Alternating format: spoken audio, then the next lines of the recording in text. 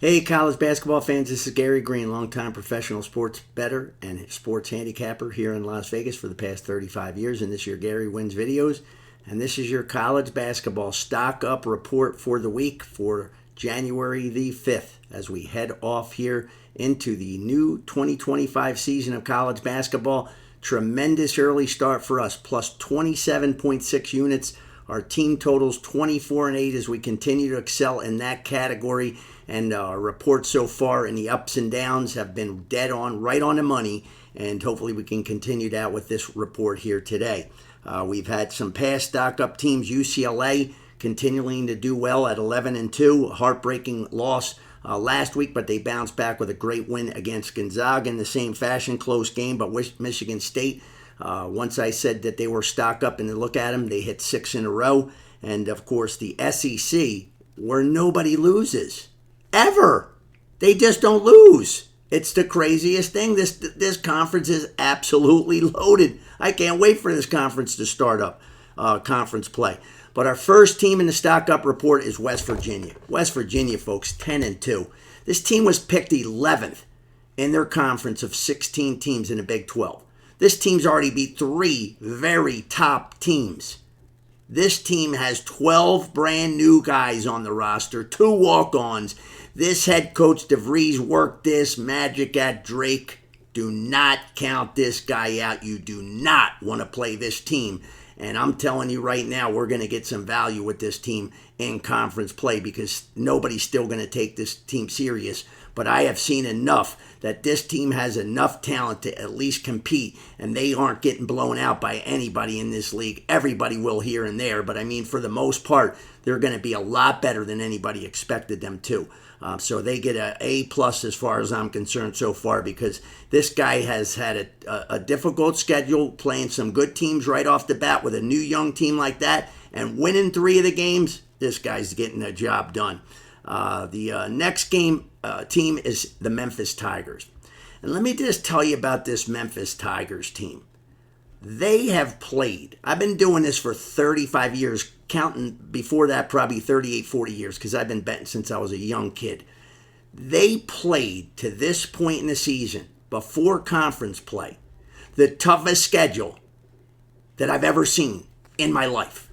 They've already played Missouri, at UNLV, San Fran, who was predicted to be in the tops in their division, in their conference, UConn, Michigan State, Auburn, Clemson, at Virginia, Mississippi State, Ole Miss, at Florida Atlantic. And this team's 11-3. This Penny Hardaway is getting the job. This is the best job I've ever seen him do. He has made me take notice. I took notice weeks ago. And they have not played really any cupcakes. This has been the hardest schedule. Other teams, I'm going to mention a team in a second, SMU, that's played Cupcake City, a big box of tasty cakes so far. Memphis, no easy games. They played Arkansas State. You might say to yourself, Arkansas State, they lost to them. Arkansas State's going to be good. They're picked to be the top team in their conference. That's not a slouch. That's not a blemish. Okay, this team, that's another game that they played. It's incredible, phenomenal job by Memphis. And this team has got some big boys once again. They got inside game, outside game. They move the ball well.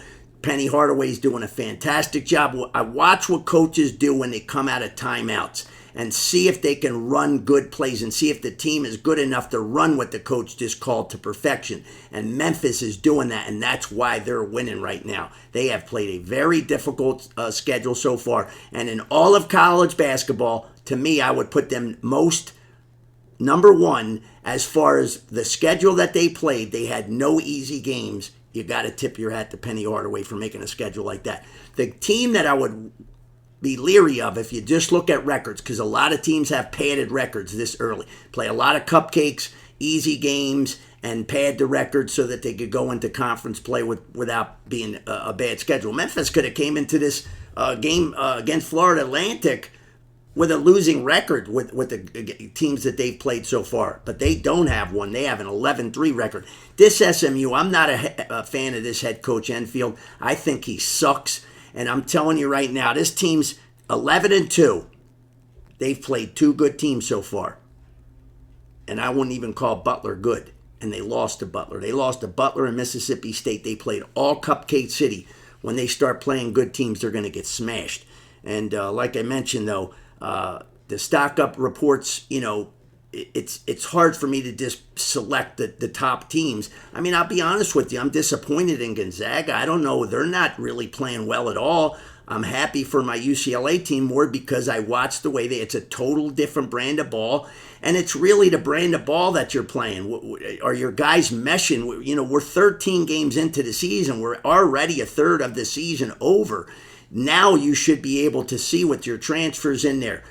Some teams have new coaches. But, again, you have this West Virginia team that has all new players, basically. So you haven't had enough time to learn teams. Now we're getting into conference play where most teams know each other and they know the philosophies when the coaches have been around for a long time. So we're going to make a lot of money in college basketball this year. So don't miss these videos. I'm going to start doing some videos with some picks. I've been just so preoccupied with football and then the crazy bowl games that keep me up at night because I don't know who the hell's going to play or not and who really wants to play, and it makes it difficult. I've had an outstanding bowl season, but I didn't pick half the games. In the past, I used to pick them all. We would be up 50, 60 units, and I said, well, I asked the clients, do you want to just play them?